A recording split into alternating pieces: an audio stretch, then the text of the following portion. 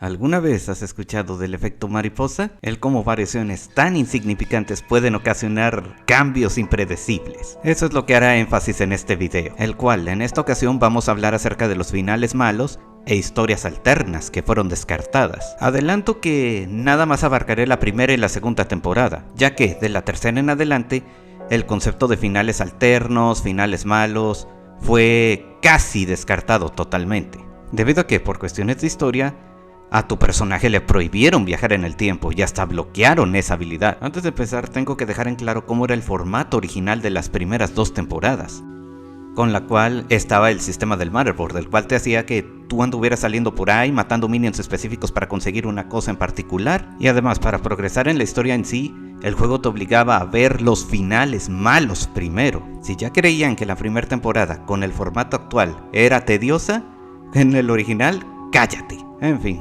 con todo en claro, comenzamos. Muy bien, el primer capítulo me lo salto debido a que los 3 finales que tiene están unificados y llegaron en el servidor global. Sí, estas 3 escenas fueron diferentes finales del primer capítulo. En fin, pasemos al siguiente capítulo. El final canónico en el segundo capítulo fue que salvamos al patriarca del clan de las cuevas, pero en el final malo, ese no fue el caso. Y se sorprenderían de qué llevó a semejante resultado. En el final canónico, nosotros, Aki y Light, nos desviamos debido a que detectamos actividad Darker en el camino. Y por estar matando a los Darkers hicimos tiempo extra. Y por ese tiempo extra los parásitos Darker emergieron, y Aki ganó noción de esa sutil amenaza. En el final malo, debido a que no detectamos a los Darkers en el camino, terminamos llegando mucho antes en cada cinemática, dando como resultado final que nosotros no seamos conscientes de los parásitos Darker, y al final termináramos matando al patriarca, destruyendo así toda posibilidad de forjar una alianza con los Dragon King. Con el tercer capítulo, el final canónico fue que Fourier se ganó la confianza de los Lillipants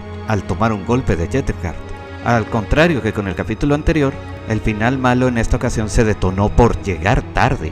Tan solo recordemos en el final canónico cómo se puso Jettemhart. Él quería matar a los Lillipants debido a que los Darkers eventualmente los iban a infectar y se iban a volver un peligro para todos. Así que, ¿por qué no ahorrar ese sufrimiento? Sabiendo esto, en un giro muy oscuro, Jettemhart masacró a los Lillipants y el que estamos viendo en pantalla es el último superviviente. Al igual que el final anterior, se destruyó toda posibilidad de tener aliados en Lillipa. Recordando el punto en común que tuvieron el cuarto, quinto y sexto capítulo, la historia comenzaba debido a que Persona fue avistado en Naverius, Lillipa y Amdusia. Lo que llamaba la atención es que en su presencia los Darkers no andaban agresivos, más bien actuaban como sus ojos. En los finales canónicos nosotros encontrábamos los fragmentos de la Clarissa, pero al menos en el final malo de Naverius no lo encontramos debido a que tomamos el camino equivocado. Y en el caso de Lillipa y Amdusia la cosa fue peor, ya que fracasamos debido a que no tuvimos ayuda de los nativos. Para que entiendan la gravedad de los finales malos anteriores, si fracasábamos en establecer alianzas con los Dragon King y los Lillipants, los finales malos de estos capítulos garantizado hubieran ocurrido, y Persona hubiera tenido éxito en conseguir los fragmentos de Lillipa y Amdusia. De haber tenido éxito, ¿cuál era su plan? Jamás lo sabremos. En el capítulo 8, el encuentro que tuvimos con María, explicándonos el pasado de las ruinas, y la liberación de Elder, eran originalmente 2 finales distintos, pero una escena descartada a lo mejor podría entrar en el criterio de final malo. En dicha escena, encontramos a Jettemhart solo, enfrente del obelisco en donde estaba encerrado Elder. En esta escena podemos notar que Jettemhart está más emocionado que de costumbre, más desquiciado todavía, y se pone a decir cosas como: "Tú también lo sientes, ¿verdad? Aquí hay un poder que nos está llamando. No cabe duda que un enemigo formidable yace aquí". En este punto nos damos cuenta que Elder ya estaba corrompiendo la mente de Jettemhart, o más bien le estaba echando leña a los problemas mentales que ya tenía. Para que comprendan la gravedad de este final, en el final canónico hubo 2 hechos muy importantes. El primero, Jettemhart sacrifica a Melrondia para poder liberar a Elder y así enfrentarlo según él. Y el segundo, simplemente nosotros estábamos acompañados, pero en el final malo nosotros estábamos solos, a merced en la boca del lobo. ¿Tú crees que Jettemhart no hubiera intentado usarnos como sacrificio para liberar a Elder? Recuerden que durante la primera temporada tu personaje tenía un poder promedio, y en la historia principal requerimos de 4 personas para ganarle a Jettemhart. En un 1 contra 1 no éramos rivales en aquel entonces. Quizás fuera de cámara, nosotros fuimos salvados por Shion, y sutilmente se aseguró de que nosotros no termináramos en ese final otra vez. Pasando al 9º capítulo con la historia del Idol y el dragón, en el final canónico nosotros peleamos contra Hadred, pero en el final malo él simplemente escoge irse. ¿Pero por qué? el escenario es el mismo. ¿Qué hubo de diferente?, se andarán preguntando. Lo crean o no, esa pequeña diferencia pero significativa fue que Kazra nos estaba acompañando. Y desafortunadamente voy a ser honesto con ustedes, ya no me acuerdo de qué implicaciones hubo en este final en particular. Pero espérate, ¿no fue en esta ocasión que tomamos un camino más largo o algo así? No, nada de eso. Mi especulación personal es que Hadre del dragón Berserker posiblemente en el pasado ya se había peleado contra Kazra. Y al verlo junto con Kuna dijo, ¡ah, no! Hoy no estoy de humor para esto. Y bueno, no olvidemos que durante las primeras 2 temporadas Kazra prácticamente hacía el trabajo sucio de Luther. ¿Quién sabe cuáles fueron las situaciones en las que ambos colisionaron? Otro misterio más que jamás sabremos. Pasando al capítulo 11, el gran torneo de los Arcs. Este capítulo tuvo 3 finales y se caracterizaba porque podías escoger a muchos personajes como tu compañero en el torneo. Empezando con el final canónico, el cual se logra por llevar a Afin como compañero, y da igual la puntuación que logres en este nivel. Lo que sucede en este final es simplemente que el aprendiz buscaba conocer a nuestro personaje, ya que ella estaba sorprendida de que nosotros le hayamos ganado a Elder. Y bueno, a partir de aquí ya los siguientes 2 finales que mencionaré son inaccesibles en el formato actual de la historia, y por ende no llegaron al servidor global. El primer final alterno se logra si llevamos a Sara como compañera, y terminamos peleando contra Huey. En esta escena, Sara le llega a preguntar a Huey ¿cómo es que después de semejante paliza tú todavía andes como si nada? A lo que Huey responde que su secreto es simplemente que tiene una rutina pesada de ejercicio. Y el otro final se logra si llevamos a cualquier otro personaje, y terminamos peleando contra Clarice Glaze. Y en experiencia personal, déjenme les cuento cómo eran las cosas con estos 2 finales. Aparte de escoger a los personajes ya mencionados, tenías que lograr una puntuación perfecta en el capítulo, y para los estándares de la segunda temporada, era todo un reto. Y súmale que Clarice y Huey en aquel entonces eran jefes de miedo. Quizás por el subidón de poder que dieron las armas de 3 estrellas durante la 4ª temporada, fue lo que hizo que estos finales terminaran siendo descartados. Bueno, al menos eso creo yo. Una pena que los jugadores del servidor global no experimentaran la friega que nos llevamos en aquel entonces. Ya pasando a la 2ª temporada, con el primer capítulo específicamente, al igual que en la 1ª temporada, las escenas en las que ayudamos a Echo y a Cavrakhan a encontrar a su amigo, y la escena en la que Luther convence a Teodoro tal cual como si estuviera tentándolo a firmar un pacto, eran finales alternos. De ahí en más, pasemos al siguiente capítulo, el cual a partir de aquí se va a poner buena la cosa. Empezando con el segundo capítulo, el cual, en vez de acompañar a Sara, acompañamos a esta Aki, ya que nos habíamos comprometido en apoyarla respecto a averiguar por qué la infestación Darker llegó al santuario de los dragones. En el trayecto encontramos a Kuna, la espía, quien ya andaba por aquí buscando a Kamitsu, ya que quiere una audiencia con ella. En lo que Kuna nos respondió, Aki pregunta, «Hey, ¿con quién estás hablando?». Por andar hablando a Kuna se le había olvidado que tenía puesta la invisibilidad en su traje. Y sí, la historia nunca explicó por qué nosotros siempre tuvimos la capacidad de verla aún con la invisibilidad activa. Lo interesante de esta escena es que Aki de inmediato reconoce el traje de Kuna y hace el comentario que para que la invisibilidad sea perfecta requiere una cantidad abrumadora de fotones, y más sorprendente es todavía la concentración para mantener la invisibilidad. Conforme continuábamos con el trayecto, Aki se da cuenta que Kuna ya lleva rato viéndola mal y le comenta lo siguiente: «Hey, ¿tienes un problema conmigo? Escúpenlo de una vez». La razón por la desconfianza de Kuna es porque el traje que tiene Aki es un uniforme de los científicos de las industrias del Void, la división científica de los Arcs, subfacción la cual Luther estaba controlando. Pero aquí le comenta a Kuna que puede confiar en ella, ya que desde hace años se independizó. Y además las industrias del Void desde hace poco habían confirmado que la investigación de Aki no es peligrosa, así que puedes estar tranquila de que no me están vigilando. Pero el hecho de que Aki conozca el Celsius, el traje de Kuna, le genera desconfianza, ya que ese era un proyecto hermano con la creación de Hadre del dragón Berserker, aquel dragón que ella consideró su hermano. Tras escuchar esto, Aki lo confiesa. Resulta que ella estuvo involucrada con la creación de Hadre del dragón Berserker, más específicamente con la creación del mutágeno que lo cambió, y después de ver los aberrantes resultados, fue el por qué escogió independizarse. Después de contar eso, Aki es consciente de que Kuna la quiere matar pero ya. Pero hey, primero resolvamos el misterio de la infección en el santuario y luego vemos eso. Tras buscarle, descubren que lo que estaba trayendo a los Darkers al santuario era un dragón infectado, el cual posiblemente se contaminó durante la crisis de los Darkers en la 1ª temporada. Aquí al verlo se da cuenta de por qué se obsesionó con estudiar a los Dragon King. Fue precisamente para enmendar su error por el daño indirecto que ocasionó con ese mutágeno. Al ya no poder cargar más con la culpa, prefiere morir. Para su sorpresa, fue Kuna quien la salvó, comentándole lo siguiente: «Hey, se te olvidó que estamos aquí para erradicar la fuente de la infección en el santuario. Cuando terminemos con esto, ya discutiremos qué pasará después». Una pelea más tarde, justo en el momento en el que matamos al dragón corrupto, escuchamos de inmediato la voz de Kamitsu y somos teletransportados ante su presencia. Aquí se queda sin palabras, ya que se considera indigna por el daño indirecto que le ocasionó a los dragones. Pero Kamitsu le recuerda a Aki que sus acciones dicen todo lo contrario. Aki se empeñó, arriesgó su vida para salvarlos. Aunque ella crea que no es suficiente, con sus acciones y determinación, ha demostrado que su arrepentimiento es sincero. Por lo tanto, Kamitsu la perdona. Pero si aún a pesar de sus palabras, Aki sigue sin perdonarse a sí misma, entonces todo lo que resta es buscar en tu corazón.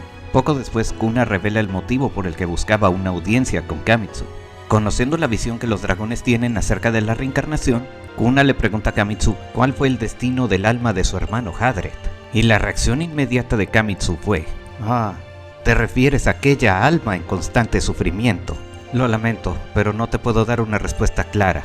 Debido a que aquel al que llamas Hadred no nació en este planeta, él nunca formó parte del ciclo de reencarnación de los dragones. Pero no te sientas triste, pequeña. A donde sea que haya ido su alma, ten la seguridad de que ahora encontró la paz que nunca tuvo». De vuelta en la nave campamento, Aki aún anda con la duda si Kuna la va a matar o no, a lo que Kuna responde, reflexionando las palabras de Kamitsu: «Aún a pesar de las cosas malas que Aki hizo, sus acciones han demostrado que ella realmente ha cambiado, y de manera sincera, Kuna la perdona».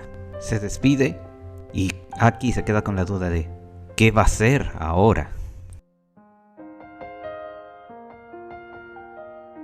Pasando a la historia alterna del tercer capítulo, Fourier nos pide ayuda para investigar la zona, ya que debido a los destrozos que los Darkers están haciendo, llamó la atención de los robots. Y una vez más, los Lillipants acabaron en fuego cruzado. Para darles una noción en dónde se ubica esta historia alterna, en el final canónico ayudamos a Affin a descubrir que el aprendiz es su hermana. Y tengo que aclarar, este capítulo en particular originalmente salió como parte de la segunda temporada, pero con las reediciones que hicieron terminaron moviéndolo la primera.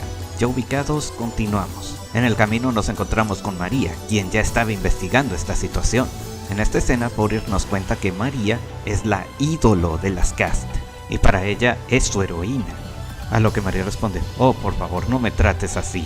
Los héroes son aquellos que dan su vida por los demás. Algún día lo comprenderán». Más tarde testificamos cómo el aprendiz provoca destrozos en una parte de la refinería. Inmediatamente Fourier le reclama porque todo el desmadre que está haciendo está poniendo en peligro a los Lillipants.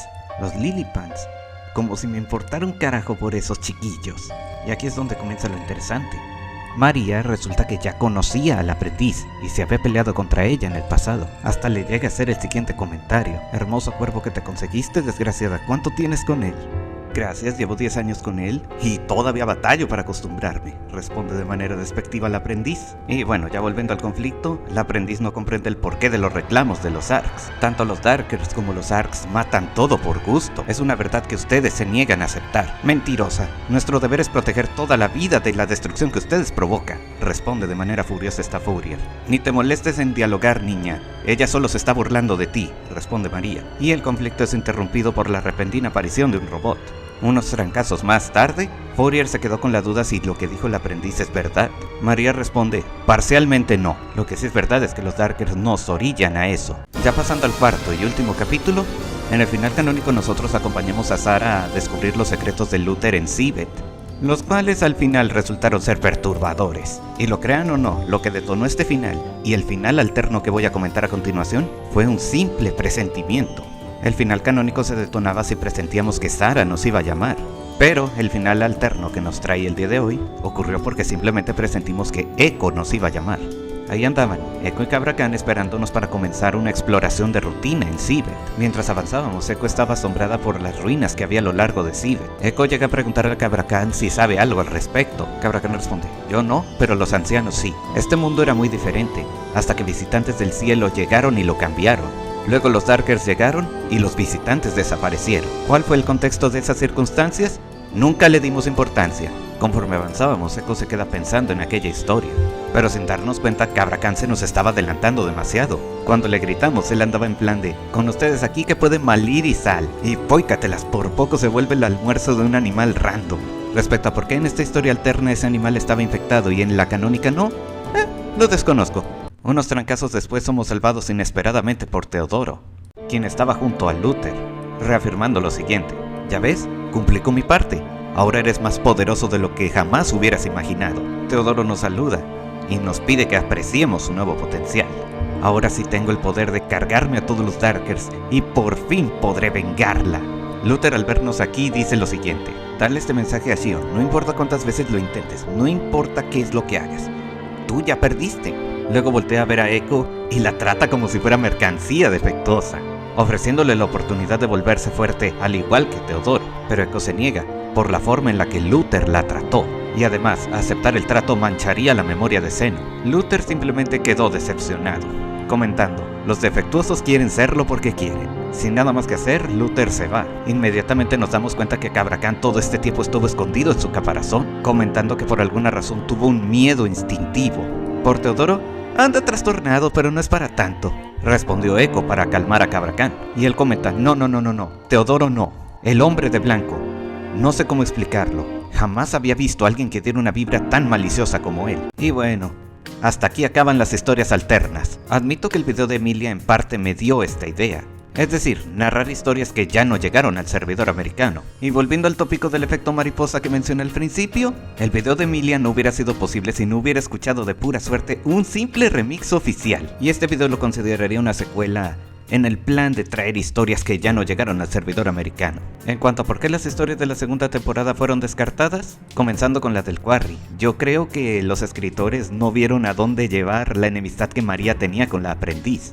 Ella ya tenía una fuerte enemistad contra Elder, y los escritores dijeron: no, darle también una enemistad con la aprendiz es demasiado. Por la historia de Siveth, quizás los escritores se pusieron en plan de esta historia nadie la va a extrañar. La única historia que sí me dolió que descartaran fue la del Sanctum con esta Aki Kuna. Aparte de los datos relevantes que esta historia tuvo, le daba un cierre al personaje de Aki, y además servía como epílogo para la historia de la Idol y el dragón. Por último, en mi opinión, Aki tenía potencial para más, pero eso ya es algo que en otro video mencionaré. Y por los finales malos, como dije al principio, el juego te obligaba a jugar más de una vez cada capítulo de la primera temporada, en especial el octavo capítulo, el de la liberación de Elder, que lo tenías que jugar 3 veces. Por lo que sí, de todos los cambios, el resultado final de la primera temporada fue el que más agradecí. Y bueno, acaban de presenciar cómo una simple decisión lleva consecuencias inesperadas. Algunas decisiones pueden llevar a desenlaces que marquen, mientras que con otras te considerarías afortunado de que hayan sido acertadas. Independientemente de la naturaleza de tus decisiones, al final del día, solo el resultado final importará. Espero que hayan disfrutado el video. Me despido y hasta la próxima, mis camaradas ARKs.